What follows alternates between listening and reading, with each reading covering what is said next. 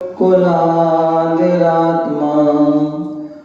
मया सदा पार्षदिना प्रणमते विलीन मिथ्या पतद्रष्टि विभ्रमा विलीन मिथ्या पतद्रष्टि विभ्रमा नविदोन बड्डमानं परमपाणं जिनं तुसुदेणे बोच्छामि नयनसारं सारारणयादं मीनं गुरुवर्यं गुरुसिद्धे गुरुराचार्य पाठिका गुरु साक्षात् परम साधु तस्मै श्री गुरुवे नमः तस्मै श्री गुरुवे नमः तस्मै श्री गुरुवे नमः। बोले अनंत सिद्ध परमेष्टि भगवान की। हाथ खोल लो जिससे कि ठंडी भाग जाएगी आपकी। दोनों हाथ कैसे करना है अम्मा? हाथ कैसे करना है? दोनों ऊपर करना है, ठीक है ना। जैसे सिद्ध भगवान कहाँ पर है? सिद्ध भगवान कहाँ है? तो सबके हाथ कहाँ होना चाहिए? ऊपर होना चाहिए, ठीक है ना। बोले आदिनाथ भगवान की, बोले चिंतामणि पारसनाथ भगवान की, बोले शासन नायक भगवान महावीर स्वामी की, परम पूज्य आचार्य भगवान गुरु विराट सागर जी महाराज की, परम पूज्य पट्टाचार्य आचार्य विशुद्ध सागर जी महाराज की, परम पूज्य आचार्य कुंद मुनिराज की, अहिंसामय विश्व धारण की, तीव्रा संवेद शिखर की, परम पूज्य पादा श्री विश्व सागर जी महाराज की। मध्य प्रदेश की राजधानी भोपाल पंचशील नगर पारसनाथ 24 जिनालय के प्रांगण में बैठे हुए हैं। भगवान महावीर स्वामी का शासन चल रहा है। भगवान महावीर स्वामी की जो वाणी खिली, भगवान महावीर स्वामी की जो वाणी खिली वही वाणी हम सभी श्रवण कर रहे हैं। कभी कभी हम सोचते हैं कि जो है लोगों में जिनवाणी सुनने की भावना थोड़ी कम हो गई है, ऐसा हम पहले से सोच लेते हैं, लेकिन ऐसा नहीं है। आप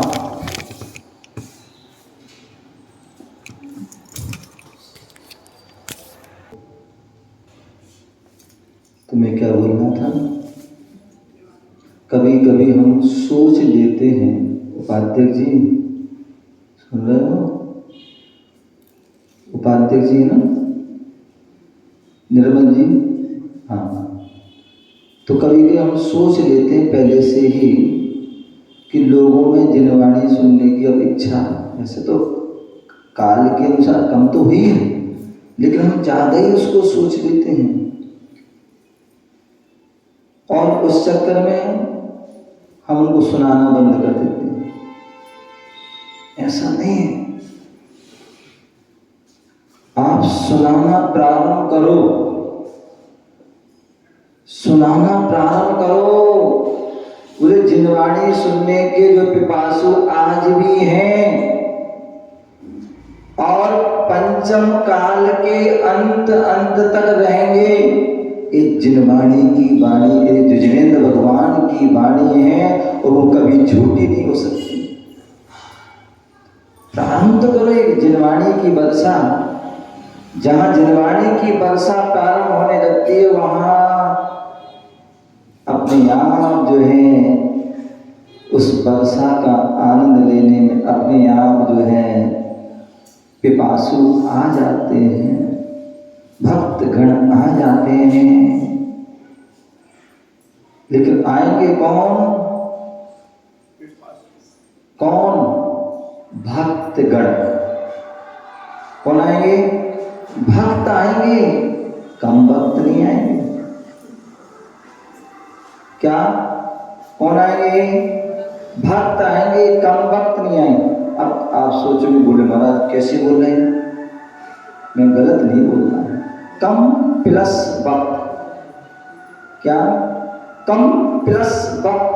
जिनके पास भक्त नहीं है वो नहीं आएंगे, और जिनके पास भक्त हैं तो वो ठंडी में भी निकल के आ जाएंगे। देखो हमारी अम्माएं कैसी बैठी हैं, ठंडी है, चाहती तो रजाई के अंदर दुबक के बैठ जाती, हीटर लगा लेती हैं। देखो बाबा बैठे हैं, हमारी कितनी उम्र में बैठे हैं, लेकिन जिज्ञासा है, सुनने की इच्छा है, श्रवण करने की इच्छा है, क्योंकि हमने जाना है कि हमारा कल्याण होगा, हमारा हित होगा, हमें जीवन में शांति सुख की प्राप्ति होगी।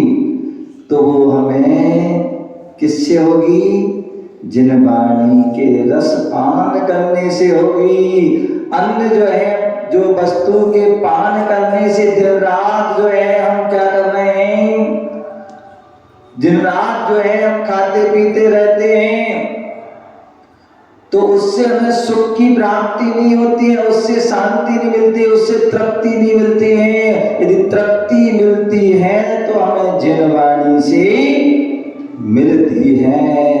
जितने भी जो है आप देखिए रोग बीमार होते हैं, रोगी होते हैं, जितने भी रोग होते हैं वो किससे होते हैं?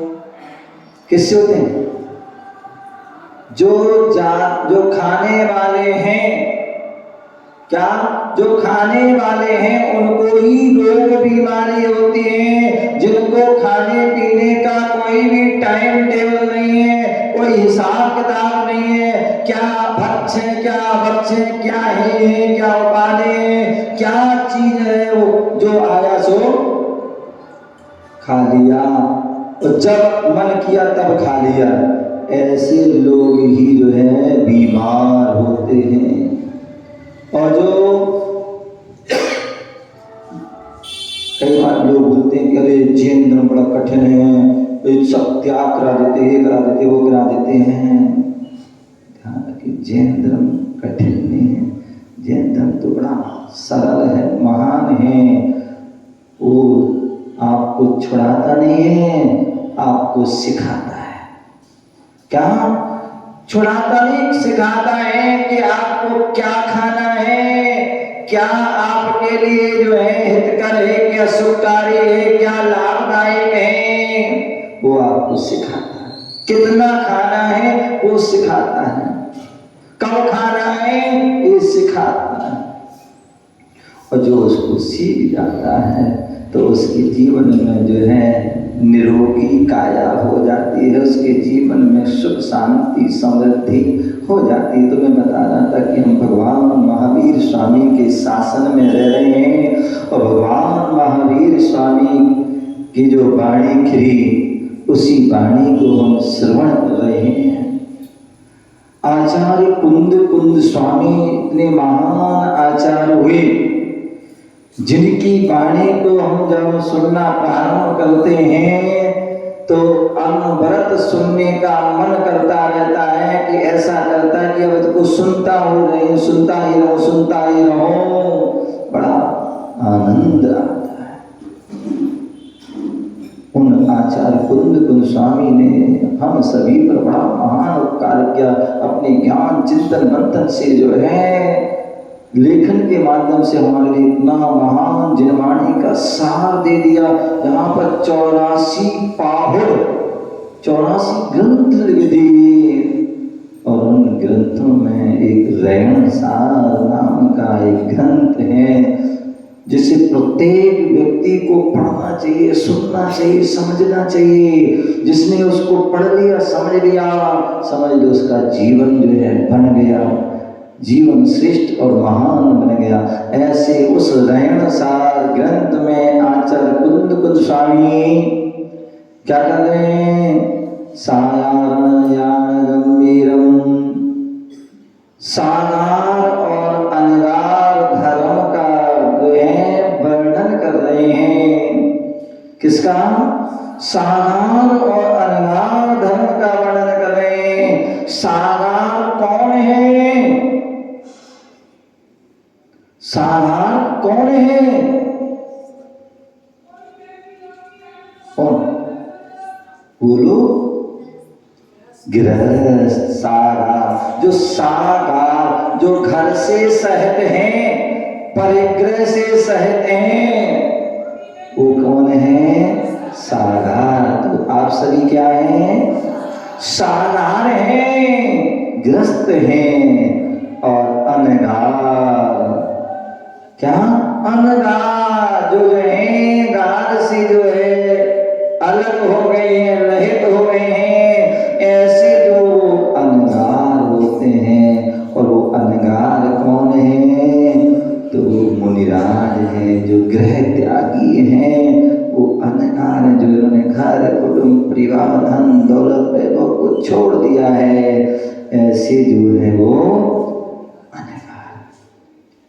तो ऐसे जो है वो अनगार। तो सागार और अनगार धर्म का जहाँ वर्णन है, ऐसा वह रैण सार ग्रंथ है।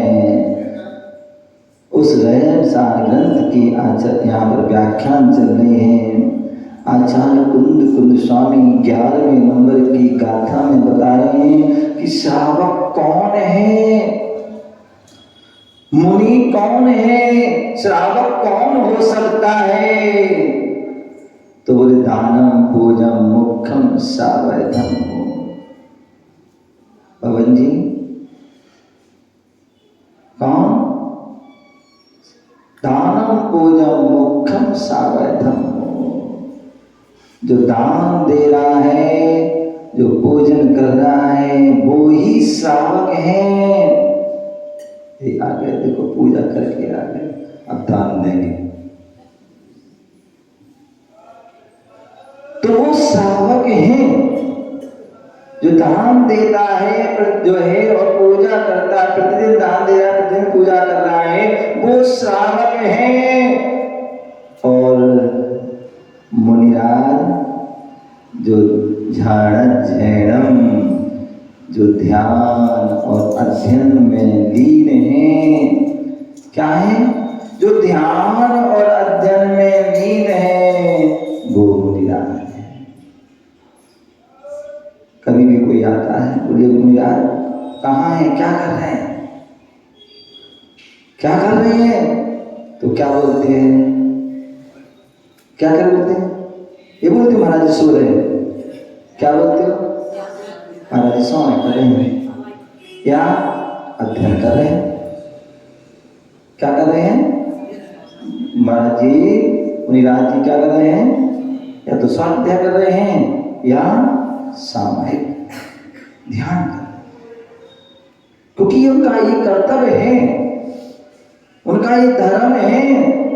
यदि वो इस धर्म का पालन नहीं करते हैं तो वो फिर वो मुनिराज नहीं है, वो प्रशंसनीय और वंदनीय मुनिराज नहीं है।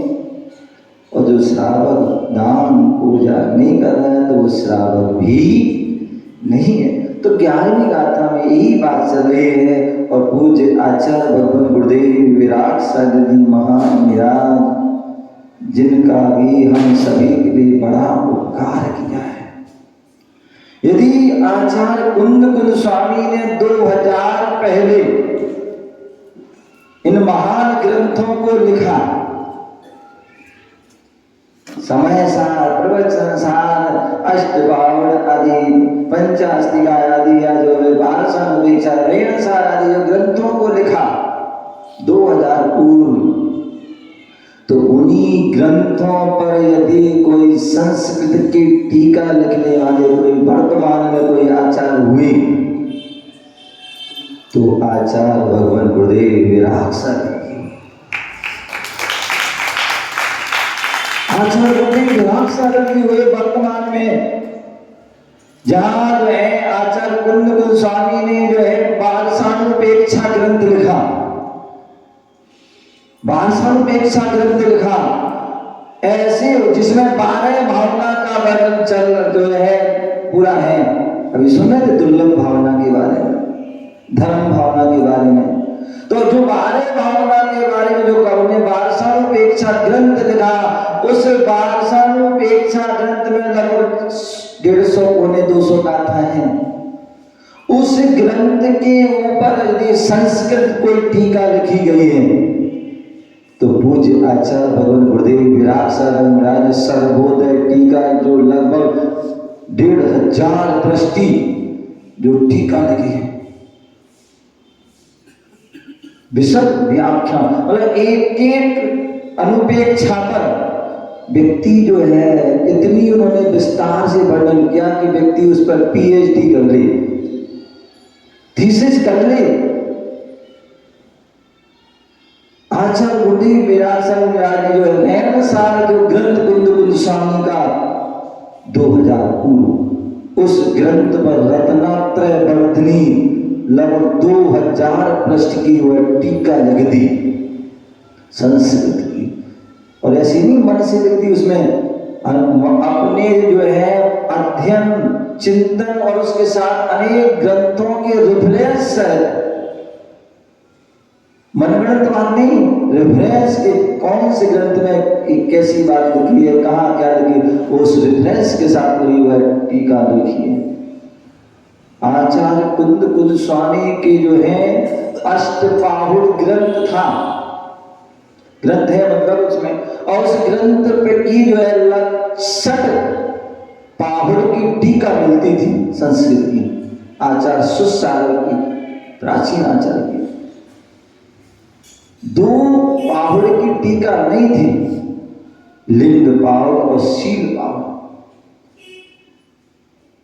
और जब हम लोग जो है पूज्य गुरुदेव ने पहली बार जयपुर में यति सम्मेलन युग प्रतिगमन का कार्यक्रम हुआ था, तो उस समय आचार्य विशुद्ध सारी और अन्य सभी साधुओं ने गुरुदेव से विनय की प्रार्थना की, गुरुदेव ने आपने बहुत बड़ा महान उपकार किया कि सर्वोदय टीका निकाली, बहुत और सभी विद्वान और सभी गुरुओं के माध्यम से वह मान्य है और बड़ी प्रमाणित है, अब एक कृपा और कर दो।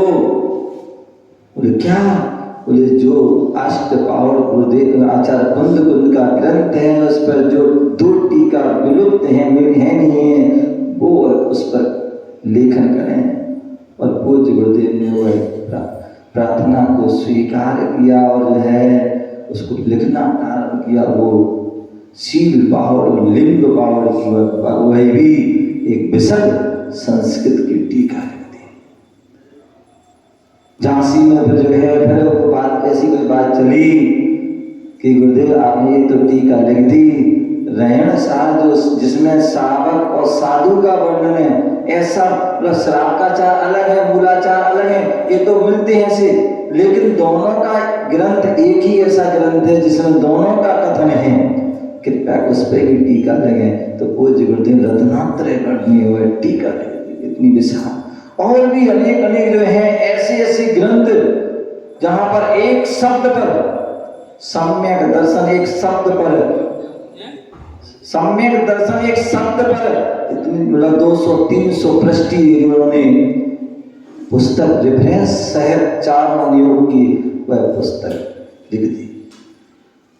शुद्धोपयोग शब्द जिस पर जो है अनेक साधु संत, अनेक आचार्य उपाध्याय और अनेक विद्वान विवृत थे, ऊहा पोहे करते थे, सही निर्णय नहीं कर पाते थे, क्या सही है क्या गलत है, उस पर भी पूज्य गुरुदेव ने शुद्धोपयोग ग्रंथ पर जो है अध्यात्म, सिद्धांत, न्याय सबकी रेफरेंस की करते उन्होंने उस पर भी जो है एक बहुत सुंदर पुस्तक लिखी,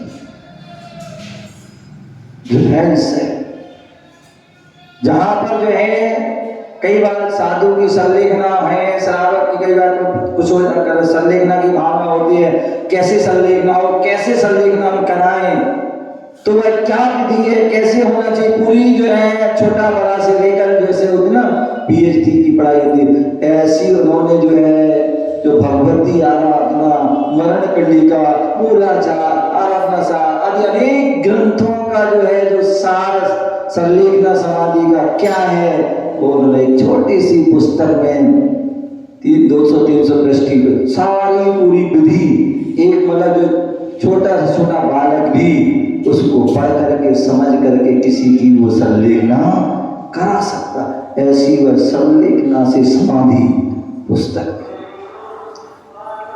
ऐसी और भी कितने सारे जो है ग्रंथों को इतने जो है लेखनकार के ऐसे पूज्य गुरुदेव ने टीका लिखी है, रत्नात्रय वर्णनी टीका, और इस रत्नात्रय वर्णनी टीका में पूज्य आचार्य कुंद स्वामी की जो 11वीं गाथा है, उस 11वीं गाथा का विशद व्याख्यान चल रहा है, जहां पर कल यहाँ बताया था परसों कि जो है मुनियों के जो धर्म है, और मुनियों का जो धर्म क्या है, मुनियों का जो धर्म है जो ध्यान ध्ययनम, क्या ध्यान ध्ययन ध्यान और अध्ययन उनका जो है धर्म है, ऐसे उस धर्म की व्याख्या चल रही है। और वो क्या कह रहे हैं, बोले परमात्म प्रकाश का वो रेफरेंस दे रहे हैं, क्या दे रहे हैं, परमात्म प्रकाश का रेफरेंस दे रहे हैं, और कह रहे क्या बोल रहे हैं, कसाई रिंदी दुष्टई व्याकुली कृति मना मेदिवी। बोले ध्यान कौन कर सकता है, निर्विकल्प ध्यान कौन कर सकता है, ध्यान तो वैसे कोई भी कर सकता है और सभी करते हैं, क्योंकि बिना ध्यान के आप कुछ भी नहीं कर पाओ। अभी प्रवचन सुन रहे हो तो कैसे सुन रहे हो, ध्यान से। कैसे सुन रहे हो, कैसे खाते हो, ध्यान से। अगर ध्यान से नहीं खाओगे तो आपका गिलास कहाँ जाएगा, कभी नाक में गया है, नहीं नाक में चला गया हो, कहीं कान में चला गया हो, कहीं आंख में चला गया हो, गया कभी नहीं गया होगा, क्योंकि ध्यान से करते हैं। क्या करते हैं, ध्यान से करते हैं, तभी जो है हमारा भोजन जो है पेट में, मुख में जाता है, मुख से पेट में जाता है। उसी प्रकार हम चलते हैं तो भी क्या करते हैं, ध्यान से चलते हैं। सावधानी हटी और दुर्घटना लिखा होता है। और आजकल देखिए दिल्ली साइड तो ज्यादा ही हो रहा है, इतना कोहरा प्रदूषण चल रहा है कि वहां कुछ दिखते ही नहीं है। कितनी सारी गाड़ियों का भी एक्सीडेंट हुआ, कितने सारे लोग उसमें मार हो, तो दुर्घटना, सावधानी हटी दुर्घटना घटी। तो इसलिए जो है हम कोई भी कार्य कर रहे हैं उसमें सभी में ध्यान की आवश्यकता होती है, तभी वह हमें सफलता प्राप्त होती है। यदि ध्यान नहीं रखोगे तो सफलता नहीं, अपितु असफलता। चाहे वो एक विद्यार्थी हो, चाहे वो बिजनेसमैन हो, चाहे वो नौकरी वाला हो, चाहे वो हमारी जो महिलाएं गृहिणी हो, ये महिलाएं कितना काम करती हैं, लेकिन ध्यान से करती हैं। और जिस दिन ध्यान यहाँ वहाँ चला गया इनका, तो उस दिन क्या हुआ, सब्जी बना रही, बनाते बनाते बनाते उंगली क्या हो गया, हो जाता ना, हो जाता ना,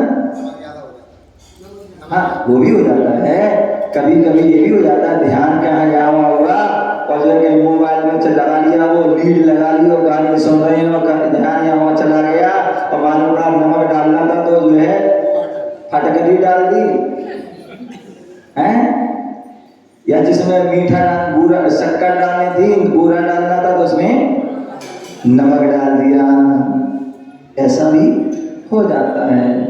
तो ध्यान तो बोले, तो ध्यान तो सभी कर, लेकिन वो ध्यान हमारे लिए परमार्थ के लिए लाभदायक नहीं। परमार्थ के लिए लाभदायक कौन सा है? तो वो धर्म ध्यान है, प्रशस्त ध्यान है, अप्रशस्त ध्यान नहीं। अन्यथा व्यक्ति अप्रशस्त ध्यान तो दिन रात कर रहा है और भव से करता आ रहा है। क्या कर रहा है? भव से करता आ रहा है, तो लेकिन उससे लाभ नहीं है, उससे हमारी सदगति नहीं होगी। सदगति होगी तो प्रशस्त ध्यान से। और यदि हमें मुक्ति को प्राप्त करना है तो मुक्ति कैसे होगी? वो ध्यान, और वो ध्यान भी निर्विकल्प ध्यान। क्या? निर्विकल्प ध्यान। कई बार आप लोग बोलते ना, महाराज श्री पूजा में मन नहीं लगता है, स्वाध्याय में मन नहीं लगता है, जाप करने में मन नहीं लगता है, हैं? क्या होता है? मन नहीं लगता है। क्यों नहीं लगता है? क्योंकि आपको विकल्प है। क्या है? विकल्प है।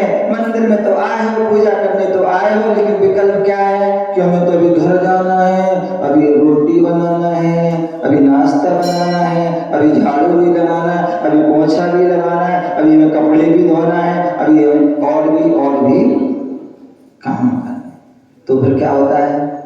मन में हमारा मन नहीं लगता है। क्या नहीं लगता है? फिर मन नहीं लगता है। और फिर स्वाभाविक है, आप गृहस्थ हैं, घर परिवार से सहित है, सारी व्यवस्थाओं को देखना पड़ता है, इसलिए जो है आपको जो है वो निर्विकल्प ध्यान नहीं हो पाता। तो इसलिए आचार्य भगवान कह रहे हैं, हम इंद्रियों से जो है क्या है, इंद्रियों में आसक्त हैं। जो दुष्ट इंद्रियां हैं, जो हमें दुर्गति में ले जाती हैं, ऐसी वह इंद्रियां जो हैं क्या है? दुष्ट इंद्रियां हैं, और उन इंद्रियों के हम बस में हैं। इसलिए जो क्या होता है, इसलिए हमारा ध्यान नहीं लग पाता। और जिन्होंने इंद्रियों को जीत लिया है, क्या कर लिया है? जिन्होंने इंद्रियों को जीत लिया है, या जो इंद्रियों को जीत रहे हैं, ऐसे कौन होते हैं? मुनिराज, इंद्रिय विजय, इनके गुण हैं ऐसे जो इंद्रिय विजय, और जिन्होंने कसायों पर भी विजय प्राप्त कर ली है।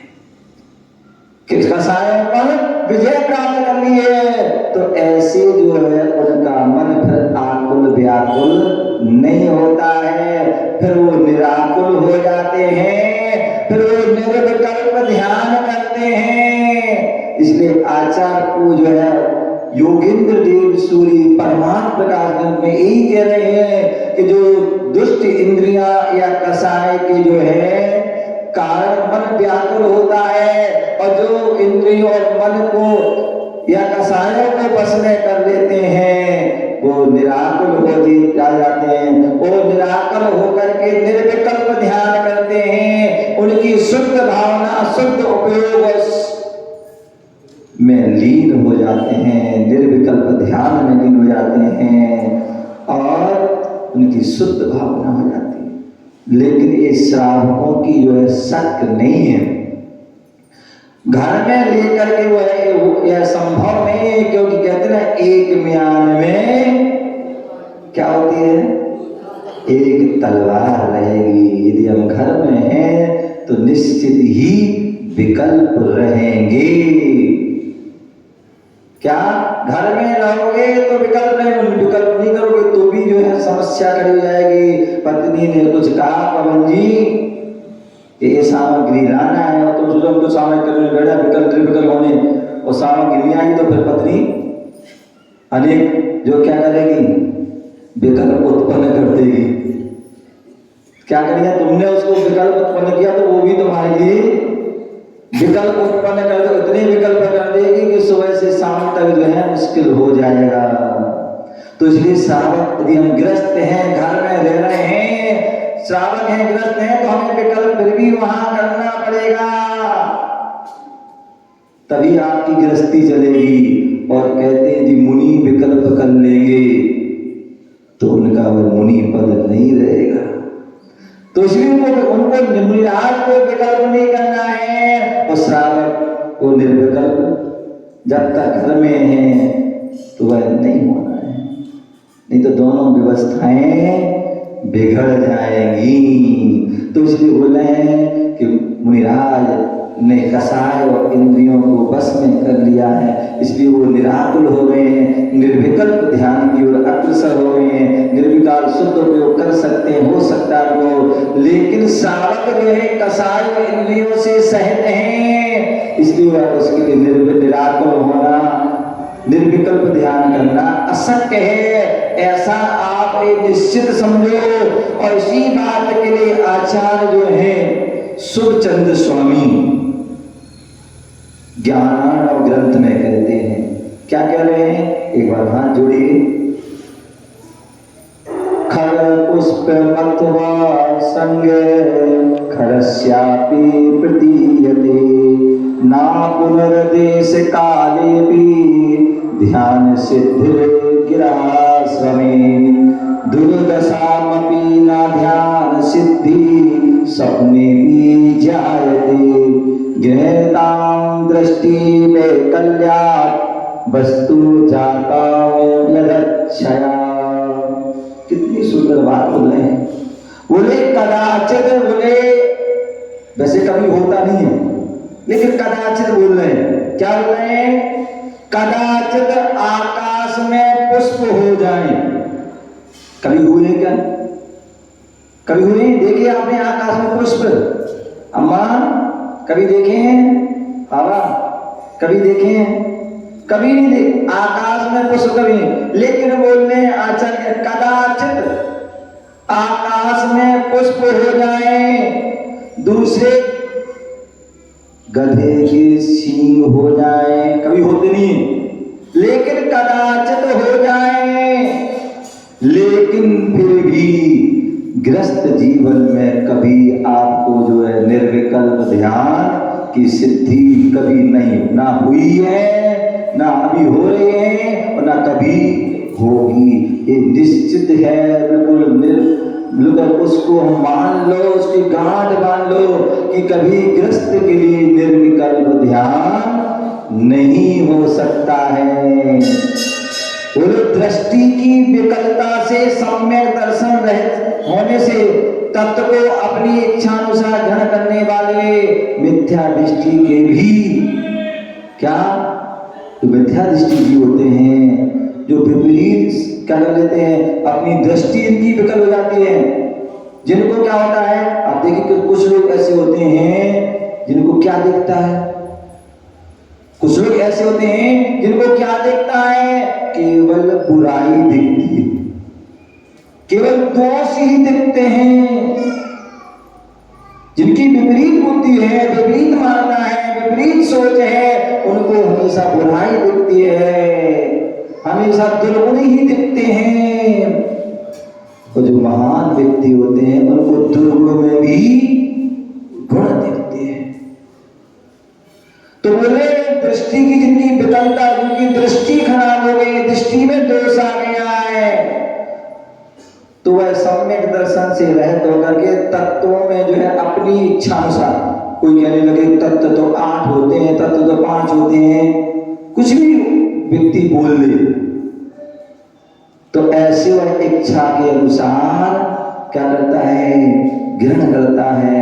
ऐसे वह मिथ्या दृष्टि चीज भी चाहे कि हमें ध्यान की सिद्धि हो जाए तो उनको कभी सपनों में भी नहीं हो सकती है। इसलिए आचार्य भगवान कह रहे हैं कि जो गृहस्थ हैं, सम्यक दृष्टि श्रावक हैं, सच्चे भक्त हैं, सदभक्त, सदभक्त कम भक्त नहीं, सदभक्त हैं। जो कौन है, सदभक्त पढ़ते ना महावीर अष्टक में, क्या पढ़ते हैं, यदर्चा भावेन प्रमुदित मनादर दुर्यः क्षणादासी सर्गे गुणगण समृद्धा सुखिनिधि लभन्ते सद्भक्ता शिव सुख समाजं किमुतदा महावीर स्वामी। तो वहां बोल रहे हैं जब एक मेढक, छोटा सा प्राणी जब भगवान की भक्ति से वह सही बोल रहे हैं कि जो सच्चे भक्त हैं, जो सम्यक दृष्टि हैं, देव साधु के भक्त हैं, जो सच्चे धर्म का, अपने श्रावक धर्म, ग्रस्त धर्म का पालन करते हैं, तो वो क्या करते हैं, वो ध्यान कर सकते हैं, मुनि भी ध्यान कर सकते हैं। वर्तमान में पंचम काल में जो ध्यान होगा वो धर्म ध्यान होगा, शुक्ल ध्यान किसी को भी नहीं होगा, ना हमें ना तुम्हें। धर्म ध्यान होगा, तुम्हें भी धर्म ध्यान होगा, हमें भी धर्म ध्यान होगा, लेकिन अंतर क्या होगा, अंतर क्या होगा, तुम्हें धर्म ध्यान होगा वो साविकल्प होगा और मुनिराज को होगा वो निर्विकल्प होगा। तो इसलिए हम अपने धर्म की क्रिया करके हम जो है अपने क्या हो अशुभ से बच करके शुभ में लगें और शुभ में लग करके हम शुभ ध्यान करें। और शुभ ध्यान, धर्म ध्यान भी परंपरा से हमें मोक्ष का कारण है। ऐसा वह धर्म ध्यान आप भी कीजिए। जब भी कोई मौका मिले, बोले आंख खुले तो प्रयास हो कि धर्म ध्यान हो, और आंख बंद हो तो भी धर्म ध्यान हो। और मुनिराज भी यही जो है करते हैं कि आंख खुलती है तो वो भी अपने स्वाध्याय, सामयिक, स्तुति पाठ आदि करते हैं, और श्रावक भी उसका पालन करके वो भी जो है अपना धर्म का पालन करते हैं और अपने जीवन को प्रशस्त करते हैं, और वो भी परंपरा से मोक्ष की ओर अपने कदम बढ़ाते हैं। मोक्ष मार्ग पर चल करके अपने संस्कार को मजबूत करते हैं और कालांतर में जो है उत्कृष्ट ध्यान करके मुक्ति को भी प्राप्त करते हैं। ऐसा आचार्य भगवान कह रहे हैं, हम सभी उसको धारण करें और अपने जीवन को श्रेष्ठ बनाएं। इसी भावना से जय बोलो महावीर भगवान की।